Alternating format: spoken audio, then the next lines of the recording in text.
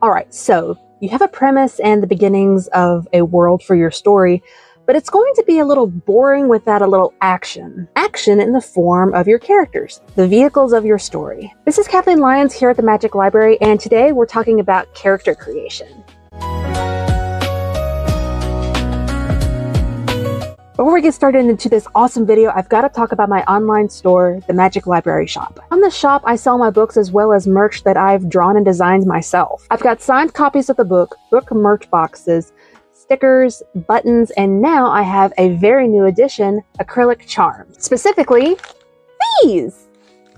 Aren't they cute and adorable? I'm trying to promote my shop heavy this year, and every month I'll actually have a new coupon code for that month. Right now, you can use Magic 10 to get 10% off all orders over $25 when you use the code at the Magic Library Shop on Square. The link for that and for the shop are going to be down in the description below. So now let's talk about character creation. Like I said before, characters are the vehicles of your story. They're the little guys in your brain that you put together like Barbie dolls and make them best friends and or lovers, and they are how you get people to get interested into the story that you're writing. But here's a question: how do you come up with characters?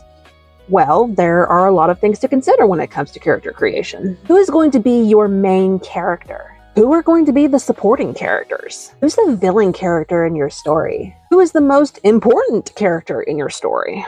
Who is a background character? What about character relationships? How do these characters act with each other? Who has the most chemistry and who are the rivals? That is a lot of things to consider, and it can be a bit overwhelming. But here's a little secret.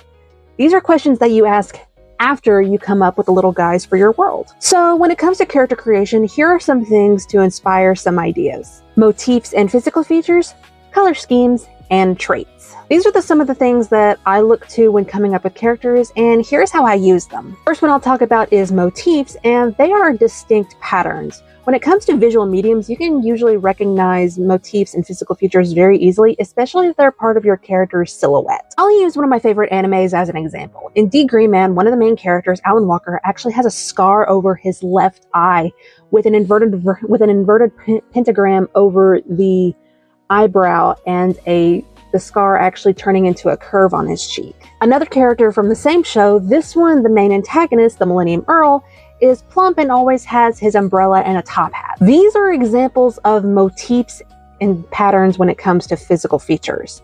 It's the recognizable parts of your character's design.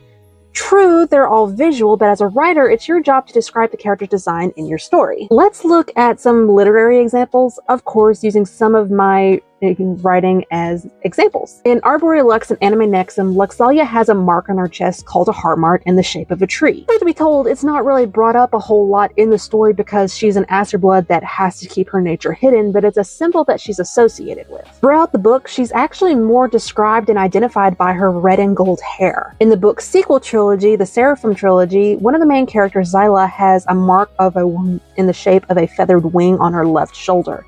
And the feature that a lot of people latch onto the first time you meet her is actually her very fierce magenta pink colored eyes. These are all examples of physical features that are used as motifs, and they're symbols that are closely associated with the characters that basically help to differentiate one character from another in both terms of writing and visual medium. When it comes to creating your character, look around for symbolism that you find interest in. Most characters are created by our own interests, so look to your own interests to find some inspiration. Here is another visual detail that also works in a literary medium. Number 2, color schemes. Whether it's a character from a TV show or from a book, each character typically has a color scheme that we associate with them. Color schemes can tell you a lot about a character, and I'll use some of my more recent projects as an example. In the story that I have going on called the Willowbrook Academy Saga, there are 5 different parahuman bloodlines, and each one of them have different colors associated with them. Witchbloods, basically witches with a Victorian era feel to them, are awash in muted colors with a pop of color in their purple eyes. Werewolves and beastfolk have more earthy tones, mostly browns and grays with some splashes of green. Feybloods are more known for their green color schemes as well as accents of gold or silver. And vampires are mostly known for wearing grays, blacks, and having some red color as well. Some of these choices are a bit cliche and a little bit indulgent, but to me it helps to differentiate the characters and the bloodlines that they're from. Now, all of these bloodlines typically have muted colors, but the main character of this story has a color scheme that's a little bit brighter than the rest of the cast, and it contrasts well with her black hair and her cyan blue eyes. This is a good example of using color schemes to come up with characters. It's also a good way of describing your characters in visuals and when it comes to prose. If you're going this route, look up different color schemes on Pinterest or your artist website of choice. You can find a lot of different ideas there. This last one is more about personality than the physical, but it's a fun one to experiment with when it comes to creating your characters. And that is the traits. When it comes to traits, it's more of an umbrella term for the physical as well as the personality. But for this topic, we're talking more about the personality side of the traits. Personality traits are what the characters are like and how they act around others. You see this a lot in the OCs that artists post online or in Artfight.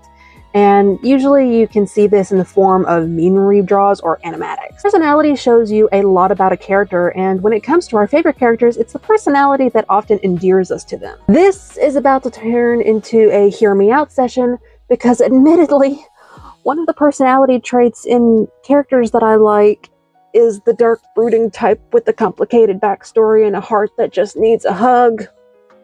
I'll show you some examples here. Pay no attention to the reference of creepypastas like Laughing Jack and Jason the Toy Maker. If you guys want, I'll do a hear me out video and completely geek out and fangirl over a list of my favorite anime husbandos. Just leave a black heart in the comments and I'll maybe do a poll on the Discord server. But anyway, back to the video! Like I said before, personality is what endears us to characters, and whether we realize it or not, it's the first thing we kind of latch onto when it comes to getting into a story. We look for that bit of realism and people that we want to root for. If you're going to be creating characters like this, I advise that you get really self-indulgent in how you create them. Make characters that are sweet and shy, or dark and brooding, or caring and kind, or rambunctious and chaotic. Ask what kind of backstory would make them act this way. Don't be afraid to experiment. The characters we create all have a piece of ourselves in them when we create them.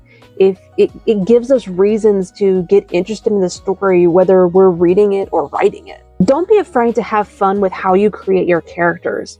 With some of these having more a visual aspect to them, if you like to draw at all, try drawing them and giving them more of a physical form. I did it with these little guys from Arborea Lux and from the Willowbrook Academy, and it's helped me a lot in describing them in prose. And this is a good place to put the tip of the week, and it's a little bit unconventional. Hit shuffle on a random playlist or soundtrack. Longtime viewers of the channel know that I make a playlist for every project that I do. I'm always finding new songs to put on those playlists whenever I'm scrolling through YouTube Shorts or TikTok. For my little Inkweavers and other creatives new to the channel, I will have a link to a character creation playlist that's an amalgamation of all the songs that have inspired me to create characters of for my various projects. And you can find that link down in the description below. And let me know if it helps with coming up with your characters for your story. And that is going to be it for this video. I had a really hard time talking about this one and trying to write everything out. It's hard to talk about characters I create when it's pretty much a thing that my brain does without me putting much thought into it. I actually recommend, and yes, I know that I do this a lot, going to Starfish Face and checking out her character creation videos when she randomizes them by rolling tabletop RPG dice. I've actually done something sort of similar to this before. I created a D&D character creation challenge that I did for artists last year, and I am thinking about maybe revamping it and posting it again on my socials and also the Discord server. So make sure you're following me on all my socials.